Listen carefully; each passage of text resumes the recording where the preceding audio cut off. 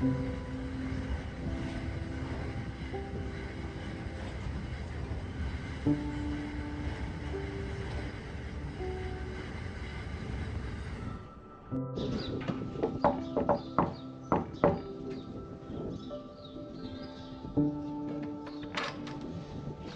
morning, Sunshine. Morning. How are you? I'm good. You ready to hit the frog and toad? Yep, I'm ready. Let's go. Let's do it. Okay, Jack, we're going to go now. See you, Jack. See you, Jack. Bye.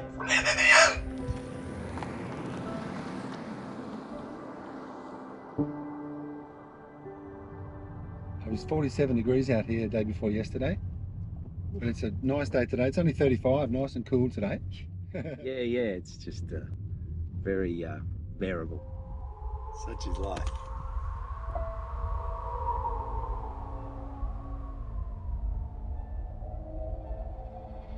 Look at this old truck here. They got teddy bears. Imagine driving one of these old cars without the air conditioner on, mate, in the old days.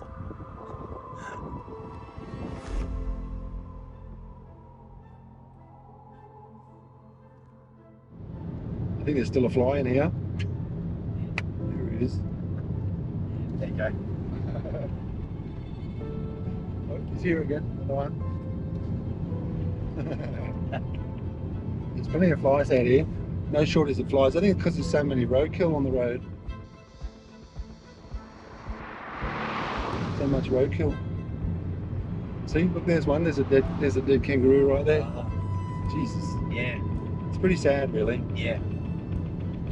I've seen hundreds and hundreds and hundreds of goats, but I've only seen one dead goat. And I've not seen any kangaroos, but I've seen hundreds and hundreds and hundreds of dead kangaroos. Really? What does that tell you? Yeah. That kangaroos are not as smart as goats? Or they're just not road savvy. Road savvy. They tend to not keep away from the road. When they're near the road, they run along next to you and then they change direction. Actually, that gives me an idea.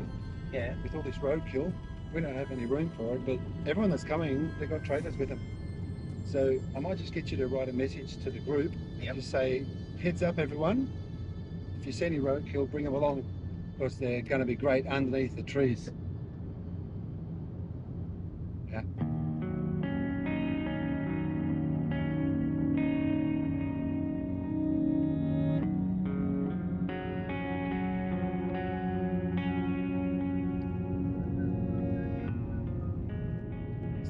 What's that flower on that tree? I don't know. Yeah. Haven't seen that fruit before. No, at this time of the year.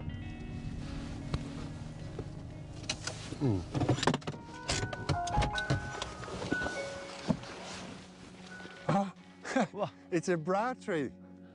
I was thinking it's not a brassica. Yeah. A brassiere tree. I've never seen a eucalypt with that many different flowering. Nice looking fruit on it. What's it say here? In memory of Marie Kester. I think she was a part of a motorcycle group. And I think she died of cancer. Not breast cancer, but pancreatic cancer. And her biker buddies put up this to remind them of her. The things you see out in the outback, huh? Fantastic. Very colourful. Huh. The bra tree, just outside Mildura. No, just outside Broken Hill. If you want to pop by this, it's about 50 k's out of Broken Hill, on the right-hand side heading towards Wentworth. If you want to stop and pay your respects. To Marie. To Marie. Yeah, interesting. Yeah. The things you see, huh? In Denmark, they've got a dummy tree for the kids when they finish the dummy. They go and hang it on the dummy tree. Yeah. Similar to this. What a beautiful thing that our friends are keeping this going. Yeah. Look, mate, there's an emu over there, see? Oh, yeah. I'll show you a little trick. Okay. Just watch what happens.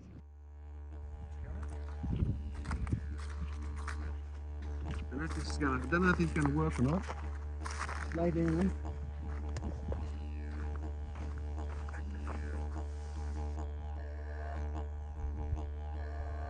I don't think it's gonna work, Costa. No? Well, that's what they say, you gotta just do this. And what, it captures their attention? Yeah, they're very curious animals.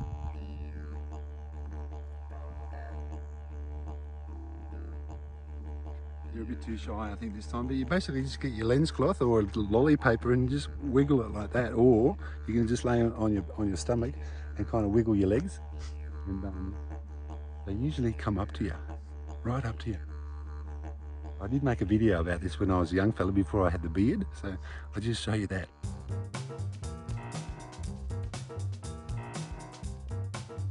G'day, it's David Trude here, photographer out in the Australian bush again. I've got a little tip for you fellas back home, you fashion photographers and food photographers and stuff like that don't know nothing about the bush. I want to get a close-up picture of an emu. And we just saw one driving past, so we parked the car up here, see? And I'm going to be really quiet. He's just been a bit frightened, so he's gone into the bush a bit, but I can get him back. So I'm going to go a little bit closer to the fence. All right?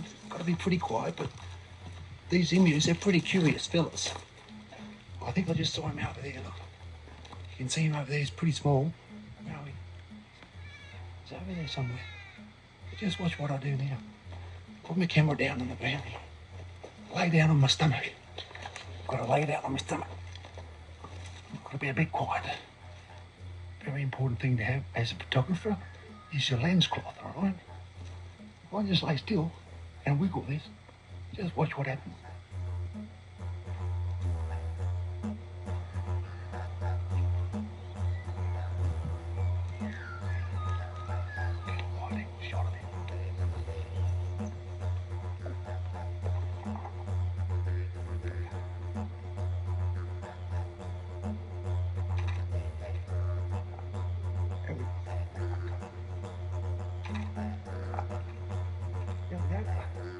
All right, thanks, mate. There you can see the picture. I'll bring it in a bit. Oh, oops, daisy. I'll put my hat back on. See, just goes to show how easy it is, really, if you know what you're doing out here in the bush. That's the close-up of the emu there with my wide-angle lens. You can see, I'll zoom out a little bit. Yeah, that's a good one there.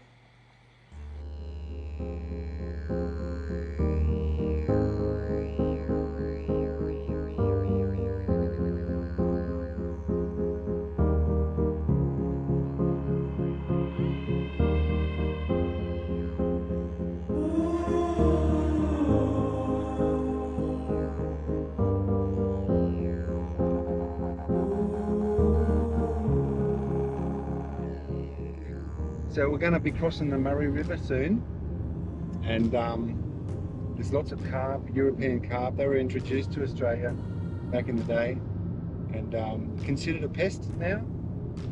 And they stir up the water and make the water very muddy as well. But I put a call out on the local Mildura Facebook page, and to see if anyone wanted to go fishing this morning. So I've told them that we're going to rock up at 2 o'clock Savo, and I've got a couple of buckets in the back, and we'll collect a few carp, and we'll bury them in the garden when we get to Pam's place. We get to meet some of the local fisher folk. The fisher folk, yeah.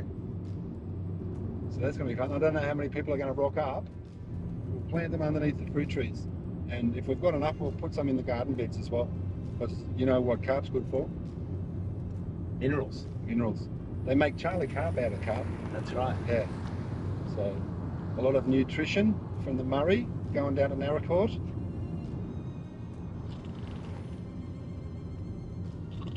Wake up, Weedy, there's a corner. Oh, there's a corner coming up, is there? Yeah, okay. yeah. All right. I got it. Oh, look, there's another one of those trees. Oh. What's on it? Looks like a tea tree to me, mate. I don't know what's around the corner, and there's not many corners.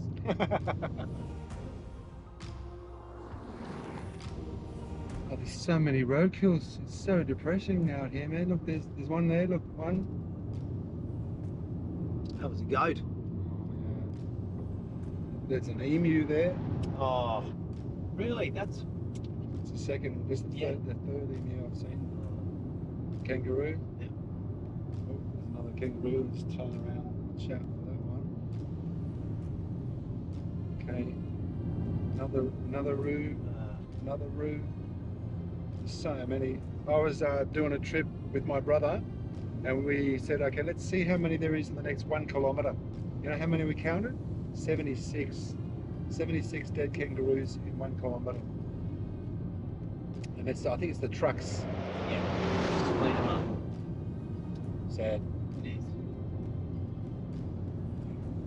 And with where there's drought, and they're more active at night looking for water and something to eat, and the trucks just...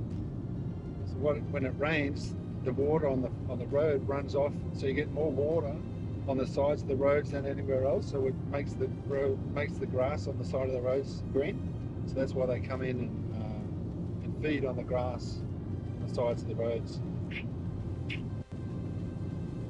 Another one. Another one. So many.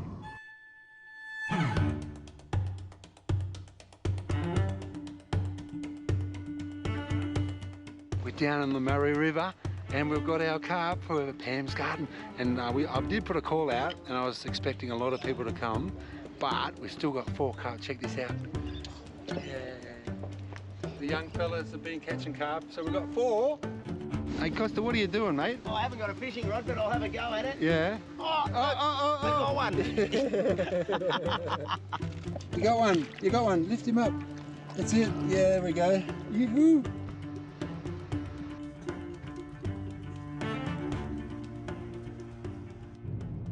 Oh, look, mate, it's starting to rain. Look, there's one drop there. Look. Yep.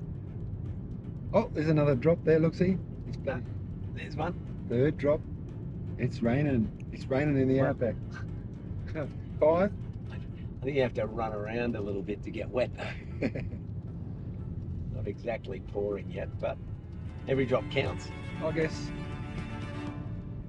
What's that lake over there? It's all white. Looks like salt. That's a salt pan. So basically what's happened over time is that the original vegetation was cleared, which had trees and mallee and so on that had roots that went very deep and kept the water table low. But then when this land was cleared and then there was shallow growing crops planted on there, the water table rose, and a lot of this area would have been an inland sea years and years ago. And so the salt that was held down below the surface has all risen up and just killed everything and literally basically turned it into a salt lake. There's miles and miles of it. Yeah. It's incredible. Yeah, it's a reflection of the land uses that have gone on here and the impact that it's had.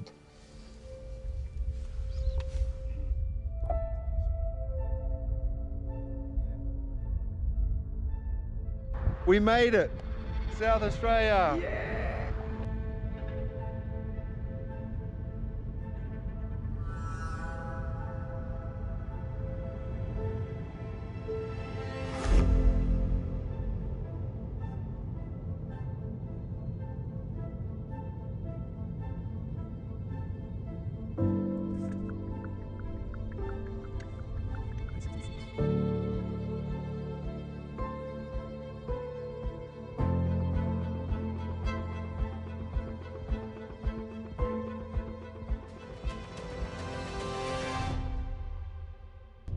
Mate, I think we're here. It says Naracoorte on the sign. There it is. You beauty. We made it. Yeah. What a trip. Epic. Oh man, that was like a, what is it, 7.5 hour journey that turned into a 12-hour journey? We're just passing the time. Oh, Things dear. to see, places to go, There it is. people to meet. That's the sign. Naracoorte. We're here. Boom. Thank you so much, mate. That was a lovely trip. It's been awesome. I had a blast. It was a good time, and I hope everyone watching had a good time as well. And tomorrow we're going to go to Pam's place and we're going to start our makeover. Yeah. So looking forward to seeing you all on the next video. So thanks for watching, and remember, enjoy your gardens, enjoy your lives, because they're yours. No one else owns you. All right? Have a nice day, and I'll catch you later. See ya. Thanks, Costa. Oh, thanks, Reedy.